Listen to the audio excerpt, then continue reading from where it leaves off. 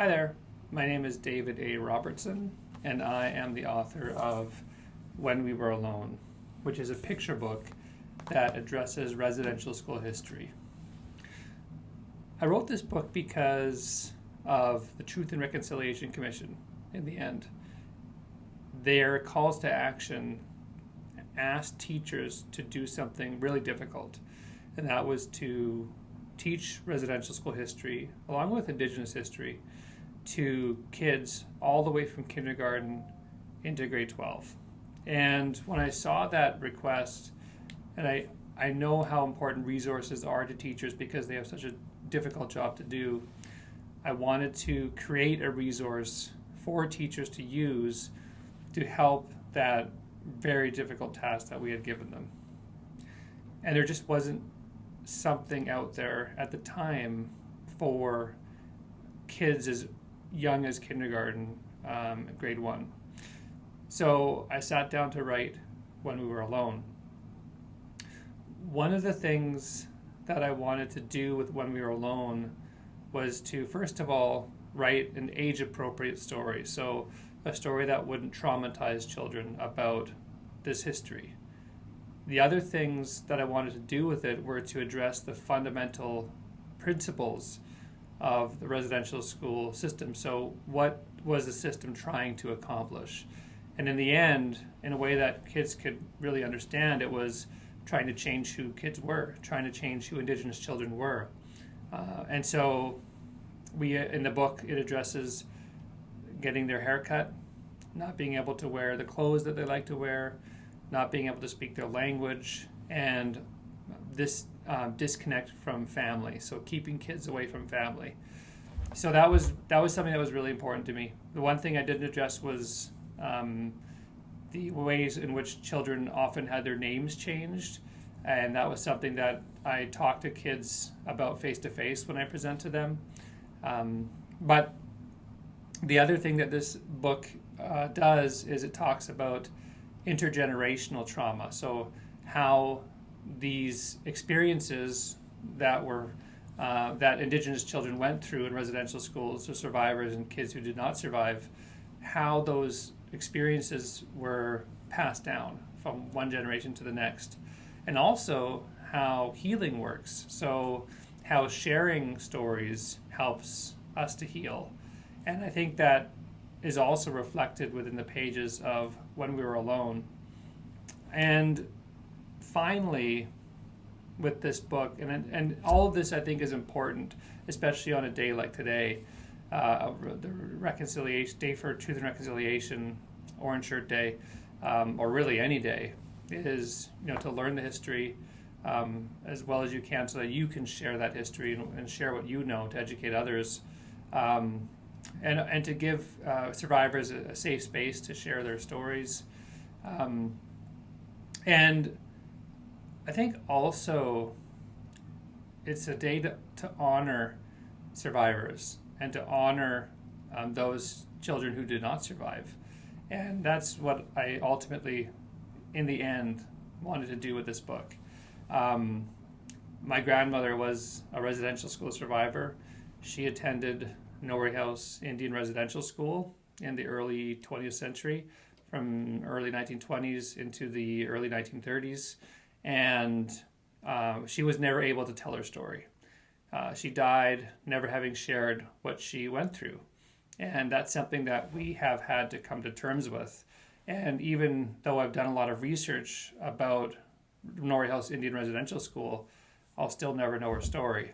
And so I wanted this book also to enable and empower survivors to tell their stories, but also to honor those that were not able to and are not able to because they did not survive their experience, or they grew up in a time where they did not have the platform and the opportunity, the empowerment to tell their stories in order to go through and start that healing journey.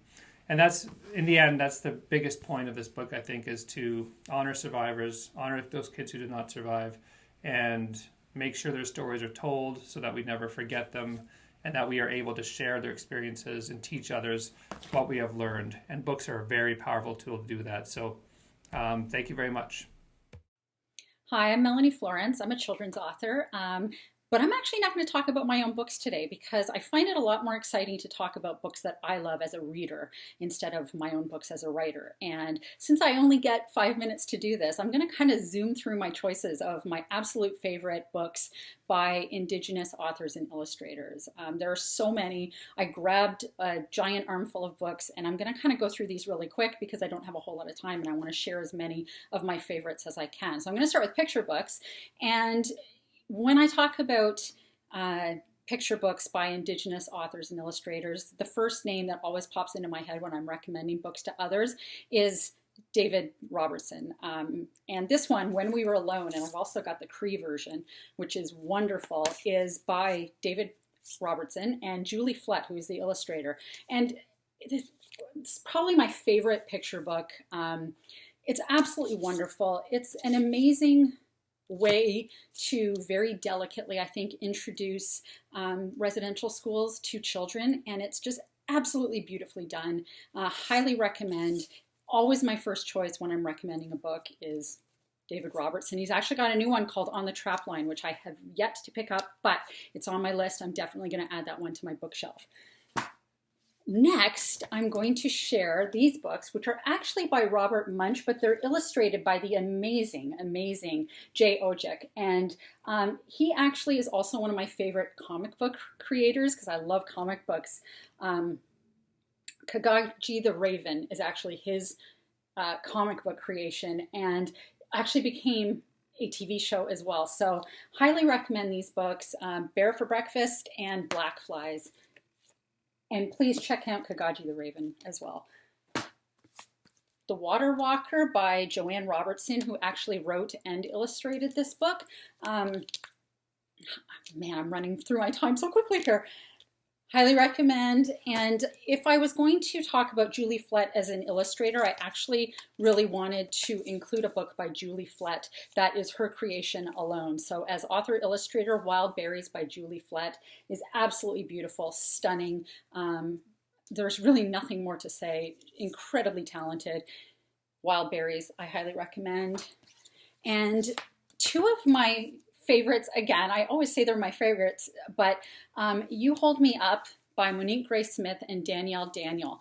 And this one by Monique and illustrated by Julie Flett, My Heart Fills with Happiness. So I always love to recommend Monique's work, Danielle's work, and Julie's work because they're just absolutely gorgeous. But these are two that I absolutely love. I keep saying that, but I do love them all. And I wanted to talk about comic books a little bit because, like I said, I'm a big comic book fan. So David Robertson, again, his name will always pop up in any list of books that I recommend. Sugar Falls, 7 Generations, both by David. And oh my gosh, I've read a whole bunch of his, but Sugar Falls is probably my absolute favorite. And this one's a re-release. It's a comic book, a graphic novel really about residential schools, and absolutely recommend this one. Probably my favorite graphic novel. But this one actually came out called This Place, 150 Years Retold, and it's by a ton of different amazing, amazing creators. And it's just, honestly, again, I'm going to use this word, it's unequaled as far as graphic novels go, and it tells so many different stories. Like I said, it spans 150 years. So again, This Place, 150 Years Retold, is definitely one. If you like graphic novels, you have to pick that one up. Okay, so I'm going to do two really fast here for like young adults. And for some reason, I don't know where my other two are, but this is a trilogy. Again, David Robertson, because if there's a genre that can be written, I think David could write it, quite frankly. But this one's called Monsters. It's part of a trilogy, and it's a lot of fun. It's an adventure. It really keeps you wanting to read and kind of on the edge of your seat. And it deals with mental health too, which I think is really, really important. So that trilogy, and Avyak Johnston wrote Those Who Run in the Sky, which is a really cool fantasy that I really, really, really enjoyed. So moving on, because I'm running out of time very quickly here. If we talk about adult novels, Richard Wagamese, I would not be able to recommend books without adding some of his Indian Horse, Embers, Medicine Walk, and this one called Starlight, which is just wonderful. Highly recommend, as always, these are all things I highly recommend. Richard Van Camp. This one is called Moccasin Square Gardens, but The Lesser Blessed is one of my all-time favorite books. And Richard also does picture books, We Sang You Home and Little Used. So another author that really can do multiple genres. Eden Robinson, Son of a Trickster, again, part of a series. And just Eden Robinson is a wonderful, wonderful writer. I'm always going to say highly recommend because I love all of these books. This is probably one of the best novels that I have read in a long, long, long time. I read it during a snowstorm, which was kind of scary, but at the same time, absolutely loved it. It's kind of an apocalyptic novel, and it's just absolutely wonderful, by Waubgeshig Rice, and it's Moon of the Crusted Snow. Like I said, probably the best novel that I've read in a very long time. And sorry, I leaned on a frame there, two nonfiction books that I want to share. This one called Seven Fallen Feathers by Tanya Talega is racism, death, and hard truths in a northern city. And that basically is what it's about. She's a journalist, an investigative reporter, and so this is written with so much information, but at the same time, it's one of those books that you really can't put down, about 7 Indigenous kids that died in Thunder Bay over a short period of years, and it's really, it's heartbreaking, it's brilliantly written, and I cannot recommend this book enough. And if you want to read about the history of residential schools, this is an amazing resource by Larry Lai, and who is actually a residential school survivor. And this calls upon the stories of other survivors as well. It's heavy with photos, a lot of information, but because it's recollections of people that actually experienced it, I think it's there really isn't another book about residential schools that I think is going to give you as much information firsthand as this one has done. So I highly recommend this one as well. So I went way over my time, so I hope that's okay, but those are some of my favorite books, and I'm thinking of a whole bunch more books that I didn't grab off my shelf. Cherie Desmoulins, Joshua Whitehead, Tracy Lindbergh, Lee Maricol, all these amazing Indigenous authors. I can't, like I said, these are all just wonderful books. There is a wealth of amazing Indigenous books out there, and I strongly, strongly urge you to read as many as you can, to recommend as many as you can, and that's it. Thanks so much. Kwe, Jay Odjick Indigenous. Hello, my name is Jay Odjick. I'm an Algonquin artist, writer, television producer, jack of all trades, and master of absolutely none from the Kitigan-Zibi Anishinaabe community in Quebec. It's about, for those of you unfamiliar, about an hour and a half outside of Ottawa. So I'd like to say thanks to the Pickering Public Library for having me here today. I'm honored and thrilled to join you for Truth and Reconciliation Day. I think today is an important day, and we'll get into why that is. But I'd also like to say thank you for hanging out with me here today. It's a real thrill for me to be able to join you, even if only virtually. So I guess before I really get started, I should probably introduce myself and talk about myself a little bit, even though clearly you can see I'm so shy and such a wallflower. So I would say I'm most known for my collaborations with who I would consider to be Canada's greatest children's book writer, the renowned Robert Munsch. I was fortunate enough in my career to have collaborated with Robert twice on 2 books. The first one being Blackflies, the second one being Bear for Breakfast. And those are both important books because they feature Indigenous casts of characters and are set in First Nations communities. And we'll talk a little bit more about why I feel that's important after. I would suggest I'm also known for my own graphic novel that I wrote and drew, Kagagi the Raven, which was later adapted into a television series, an animated series. And it was the first ever Indigenous superhero television show. It aired internationally in Canada, the United States, and Australia. So I've been very blessed in my career. I've been very fortunate. And Kagagi was important, as was Blackflies and Bear. And what really inspired me to make those, to work on those projects, was that as a First Nations kid, as an Algonquin kid growing up on a reserve in Canada, I never saw myself in the entertainment that I consumed. I never saw myself in, whether that was in television, film, or in books, really. And I think it's important that we do see diversity, and we all feel included and seen in our media and the stuff that we enjoy.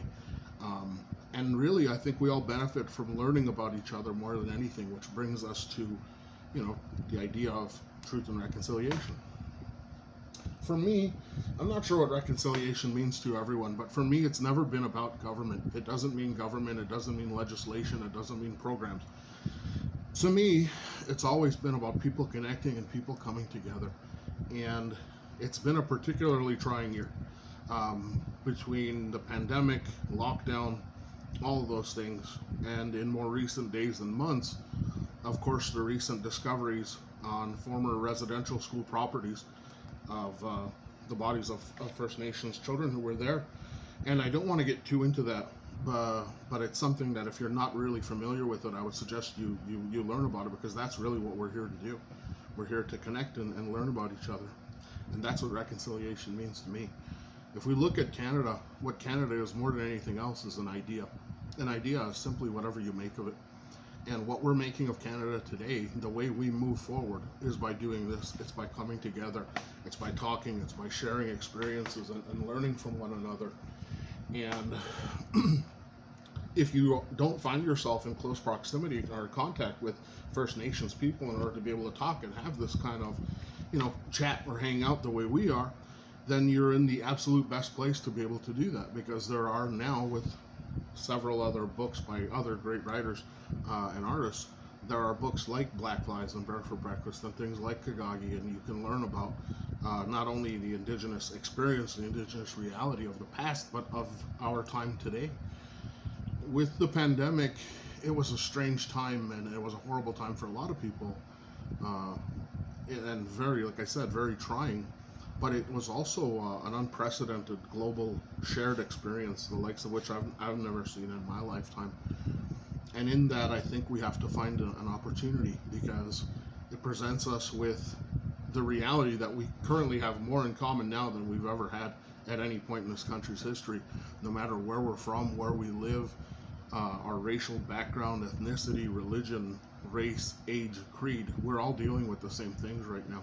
And it's more important now than ever for us to be able to come together and talk and share our culture, our stories, our history, our perspective with one another. You're in the absolute best place to do that. A library is more than just a giant room full of books, no matter how great those books are. A library can be a time machine and take you to the past. It can be a spaceship and take you to the farthest reaches of the galaxy, where you can do exploration unknown to mankind previously. It can also just allow you to be able to learn about the people beside you and the people next to you, the people we're sharing our time and place with. So if you don't know of any books by Indigenous writers, artists, ask your local librarian if she can steer you to some stuff, and let's start bringing this country together and learning more about each other and sharing things. I always like to say, we're all in it together, and if we're in it together, none of us are truly alone. So enjoy Truth and Reconciliation Day. Thank you again to the Pickering Public Library, and thank you to you for hanging out with me today. Enjoy your day, y'all. Peace. I'll catch you around.